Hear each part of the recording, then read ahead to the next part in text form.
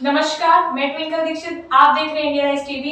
आइए नजर डालते हैं आज की कुछ खास खबरों पर। जहां भारत देश आज आजादी के अमृत महोत्सव की 77वीं वर्षगांठ मनाने जा रहा है, वहीं कस्बा सैपऊ आजाद होने के बाद भी अपनी बदहाली पर आंसू बहा रहा है। जब देश फिरंगियों की जंजीरों में जकड़ा हुआ था और चारों तरफ स्वतंत्रता आंदोलन चरम पर था, तभी कस्बे के एक परिवार में राष्ट्रभक्त की भावना जागृत हुई, जिसने अपने प्राणों की परवाह न करते हुए देश की खातिर फिरंगियों से लोहा लेने की मन में ठानी। आजादी का बिगुल कस्बे और क्षेत्र में फूंका। छोटा कद, छोटी उम्र, फिर भी आजादी के लिए हौसले बुलंद। एक नारा दिया, आधी रोटी खाएंगे, देश को आजाद कराएंगे। घर घर में अलख जगाया और कस्बे व क्षेत्र के करीब 4 दर्जन नौजवानों की फौज तैयार कर स्वतंत्रता संग्राम के आंदोलन में महान स्वतंत्रता संग्राम सेनानी स्वर्गीय सुनहरी लाल आजाद, राष्ट्रपिता महात्मा गांधी, विनोबा भावे, जवाहरलाल नेहरू के करो मरो के नारे के साथ अंग्रेजों की यातनाएं सहने के लिए कूद पड़े। सैपऊ कस्बे के निवासी अवागढ़ रियासत के जिलेदार रिखीलाल जायसवाल के परिवार में कनिष्ठ पुत्र के रूप में जन्मे राष्ट्रभक्त, जिनका नाम सुनहरी लाल जायसवाल आजाद था, सन 1942 में करो या मरो के नारे के साथ स्वतंत्रता संग्राम के आंदोलन में कूद पड़े।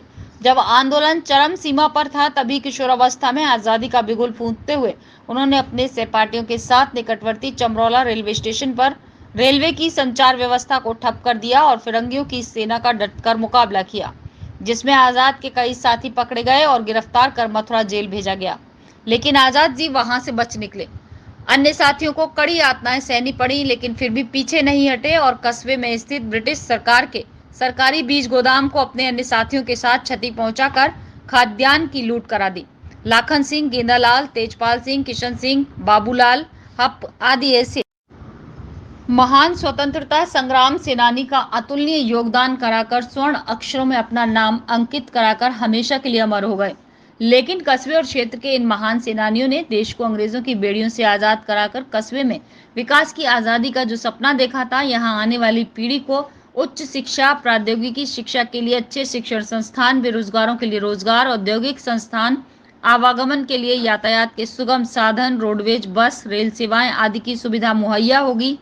अन्य शहरों में इसके लिए भटकना नहीं पड़ेगा, लेकिन सरकार और जनप्रतिनिधियों आदि के द्वारा विकास के नए आयाम मुहैया कराए जाएंगे। लेकिन जब आजाद देश होने के बाद 77 साल बाद भी कस्बा सैपऊ विकास के नाम पर केंद्र और प्रदेश सरकार की जंजीरों में जकड़ा हुआ अपनी बदहाली पर आंसू बहा रहा है। साथ ही कस्बे में उन सेनानियों की यादगार में एक स्मारक जीर्ण शीर्ण अवस्था में बदहाल पड़ा है। क्या जिलाधिकारी, स्थानीय प्रशासन, जनप्रतिनिधि ऐसे महान सेनानियों की यादगार में कोई ऐतिहासिक इमारत, पार्क, स्तंभ या पुस्तकालय आदि का निर्माण कराएंगे, जिससे युवा पीढ़ी अपना आदर्श मानकर उनके प्रति जागृत हो?